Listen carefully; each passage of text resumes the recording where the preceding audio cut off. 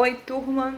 Então, no vídeo passado eu expliquei a questão da hematopoiese, né? O que era a hematopoiese? Se ficou dúvida, a hematopoiese é um processo de maturação celular. Para as células que a gente vê na corrente periférica, o que é sangue da corrente periférica, né? É o sangue da veia, né? É o sangue que saiu da medula óssea, né? As células que saíram da medula óssea direto para a corrente sanguínea de forma madura. Isso, né, num caso de homeostase, ou seja, num corpo funcionando completamente normal. Existem ocasiões que aparecem outros tipos de células na corrente periférica. Células jovens, blastos, que podem ser câncer, como eu expliquei, questão do linfoblasto, né? Ou também uma infecção qualquer que pode parecer alguma célula do processo de maturação que não seja o processo final. Célula blástica geralmente está lá entre as primeiras células a serem formadas. Mas também tem células, sei lá, um mielócito. Mielócito não tem blasto. Mas ainda assim é uma célula jovem que vai para a corrente periférica em casos de infecções muito severas. E não significa que seja câncer. Então, assim, o diagnóstico clínico não pode ser dado por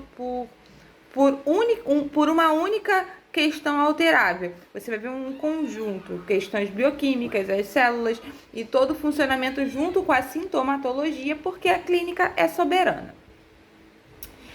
Esse vídeo eu vou tá voltada mais a falar sobre os fatores que estimulam o crescimento das células, ou seja, estimulam, né, a maturação celular. De cara, eu vou falar de um hormônio que se chama eritropoetina. A eritropoetina é um hormônio que estimula justamente as células vermelhas do sangue, as hemácias. A eritropoetina, ela tá como um hormônio natural dentro do nosso organismo para o crescimento celular. O que acontece? É um hormônio de suma importância, né? Existem casos que eu apoio o estímulo de eritropoetina. Por exemplo, quem tiver a oportunidade de trabalhar só com pacientes oncológicos, vai ver que é natural a quimioterapia, que é muito severa, diminuir o volume sanguíneo dentro do organismo. Naturalmente, esses pacientes acabam precisando... Nossa, minha porta bateu no vento firmão agora. Naturalmente, esses pacientes vão perder sangue e acabam necessitando, né, de bolsa de sangue. Só que bolsa de sangue não é remédio, né? Bolsa de sangue são casos emergenciais. Então, estimular a eritropoetina em pacientes com câncer é um procedimento que vai ajudar no tratamento. E a eritropoetina, de todos os hormônios que eu vou falar hoje, é o hormônio que o SUS libera gratuitamente. Então, é de fácil acesso. Basta, né, os órgãos públicos, né, tomarem ciência. Existem muitos artigos que falam sobre a eritropoetina e como ela é benéfica. Só que as pessoas acabam, às vezes, confundindo. Em casos de reações religiosas, por exemplo, quando o paciente é testemunha de Jeová e eles não podem tomar a bolsa de sangue, eles colocam a eritropoetina para estimular a produção sanguínea. Longe de mim querer falar de religião, é claro, porque não compete, no caso aqui a gente está falando de ciência, mas a eritropoetina tem um caso que é maléfico para essa situação. Por quê? Se o paciente precisar de uma bolsa de sangue naquele exato momento, a eritropoetina não vai ser capaz... Eu ainda tô com o lápis borrado da primeira aula, eu acho. Enfim. A eritropoetina, ela leva um tempo para estimular a produção de célula, porque ela, na verdade, ela não vai transformar a célula em célula madura. Ela vai estimular o crescimento desde uma célula jovem até uma célula adulta. Então, para um caso que o paciente está perdendo sangue naquele momento, está com um hematócrito muito baixo, né? Não vai adiantar esse processo. Então, a eritropoetina, ela é um remédio, podemos dizer assim, um hormônio estimulante, que seria em casos que eu apoiaria em pacientes com câncer, que previamente eu já sei que a quimioterapia vai diminuir o volume sanguíneo e ele provavelmente vai tomar bolsa de sangue. Na verdade, eu não conheço nenhuma paciente oncológica que tenha passado pela quimioterapia sem tomar bolsa de sangue, tratamento internado. Sempre precisa, tá? Então, a eritropoetina, para não esquecer, é um hormônio que estimula a produção dos eritrócitos, tá? Ela não estimula a produção de plaquetas. Plaquetas é diferente de eritrócitos. A gente vai estudar cada fase do hemograma e vocês vão ver que vai ter outros fatores de diferenciação para a plaqueta. Outro fator estimulante que eu vou pular lá para o final da página 5, inclusive, que é a testosterona, tá? A testosterona é a melhor explicação para dizer que já falamos que o homem produz mais sangue que a mulher. Por que o homem produz mais sangue que a mulher? É simples e rápido. É por conta da testosterona. A testosterona também é um hormônio estimulador de hemácias para a medula óssea. Então, a mulher tendo menos testosterona e o homem tendo mais, ele tem mais hormônios circulantes sobre as suas células, fazendo as sinapses, né? O seu processo de adesão celular, né?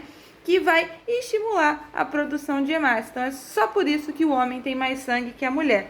Fisiologicamente falando, ele precisa de mais sangue para vários processos. Mas ele tem mais sangue que a mulher, porque ele produz a testosterona. Fora que a mulher também, né, perde sangue mensalmente por conta da menstruação.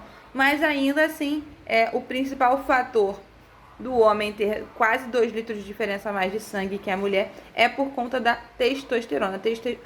A testosterona também é um hormônio estimulante para produzir hemácias na hematopoiese. Tudo bem?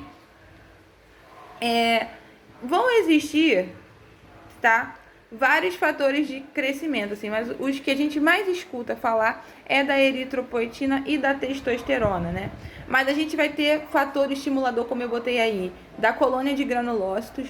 O que é colônia de granulócitos, né? As nossas células, quando a gente vai fazer um hemograma, a gente conta o valor total de leucócitos, tá? O que é esse valor total? É um valor de 5.000 a 10.000 que geralmente dá em pacientes sadios. Que você conta como... É nesse analito que a gente consegue ver se você tem uma imunidade baixa, uma imunidade alta. O próximo contexto é que esses leucócitos têm vários tipos. Lembra que eu falei para vocês o seguinte, assim... A gente tem um leucócito chamado eosinófilo, que quando ele está alterado, ele pode ser... duas situações. Ou que você está com uma doença parasitária, ou que você está com alguma crise alérgica. Outra situação, por exemplo, seria um linfócito. Eu estou com uma linfocitose e automaticamente eu posso estar com uma doença viral, né? Eu estou com um aumento dos meus neutrófilos, então eu estou com uma doença bacteriana.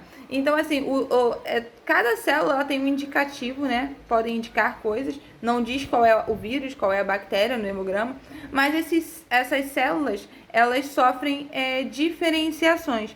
E dentro do grupo de leucócitos, eu tenho o grupo dos granulócitos e os grupos do agranulócitos, que são esses nomes que eu falei. Os granulócitos, eles possuem grânulos, eles se segmentam dentro do seu núcleo. Então, a gente vai ter um neutrófilo, um eosinófilo e um basófilo no grupo lá dos granulócitos. O grupo dos agranulócitos não sofrem esses grânulos, não tem essas repartições no seu núcleo celular. A gente vai ter os linfócitos e os monócitos. Então, o grupo de granulócito, você tem um fator estimulador de granulócito, um hormônio para estimular a produção desse granulócito, que é o GCSF, né? Ele vai estimular principalmente a produção de neutrófilos, a produção de basófilos e a produção de eosinófilos, principalmente de neutrófilos, que os neutrófilos que estão em maior abundância dentro da corrente sanguínea, ok?